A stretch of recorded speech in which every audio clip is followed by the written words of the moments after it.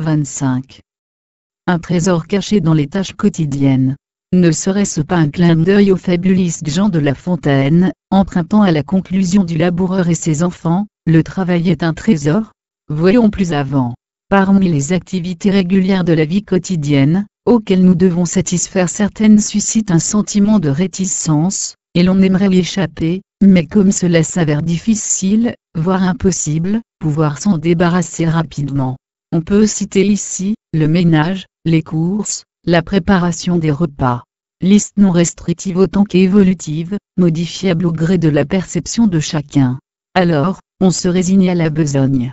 Mais l'on découvre bien vite que disposant d'un mental prodigue en flux de pensées, il est possible d'en activer certaines, de les suivre et s'y maintenir, trompant ainsi l'ennui engendré par ces actes quotidiens au nid.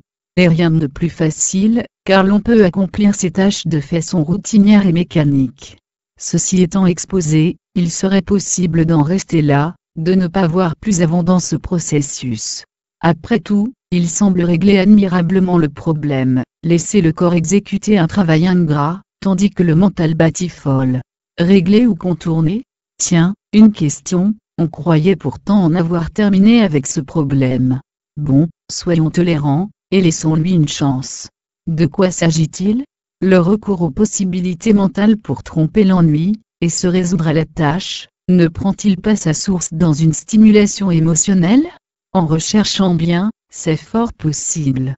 Et la stimulation continuelle du mental pour éloigner l'ennui, n'a-t-elle pas pour but d'employer des ressources émotionnelles ou intellectuelles pour cela? Ce serait nier l'évidence que de prétendre le contraire. Mais quel mal à cela?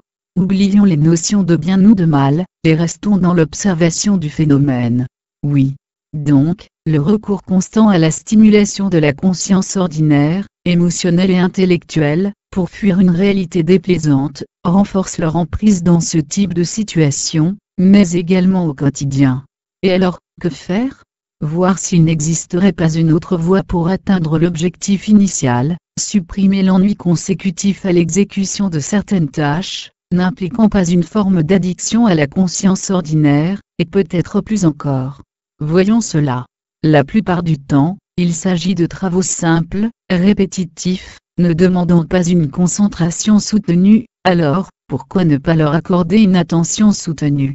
À l'écoute, ou plus précisément ici, à la lecture d'une telle recommandation, on devine les réactions que cela puisse provoquer. C'est déjà assez pénible comme cela de se consacrer à ces tâches, si en plus il faut y être totalement attentif, c'est insupportable. Ce constat, a priori d'évidence, définit parfaitement la concentration où un effort constant s'avère nécessaire. Et l'on comprend bien qu'aborder ainsi volontairement une occupation que l'on déteste n'est pas concevable.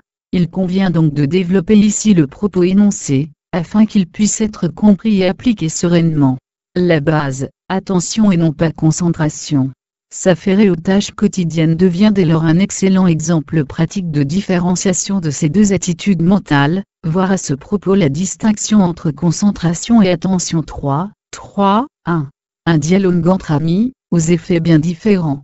Être attentif au travail que l'on exécute, va reléguer la conscience ordinaire en arrière-plan, celle qui s'exaspère rapidement, et que l'on peut pour échapper au moment présent, en facilitera la gestuelle et l'organisation. Par ailleurs, accéder à l'attention par cette voie ouvre de belles perspectives. L'associer à des actes simples, permet de l'expérimenter concrètement dans de bonnes conditions. La présence d'un support évite le trouble que l'on peut éprouver en se confrontant à l'attention seule. Ces actes se renouvelant fréquemment, c'est une excellente occasion de se familiariser avec cet état de conscience, de l'apprivoiser en quelque sorte, puis de le vivre comme une seconde nature. Progressivement, il sera possible d'étendre l'attention aux différents espaces de l'existence. Enfin, fini les travaux ennuyeux. Alors, essayons, la matière première est à la portée de beaucoup d'entre nous.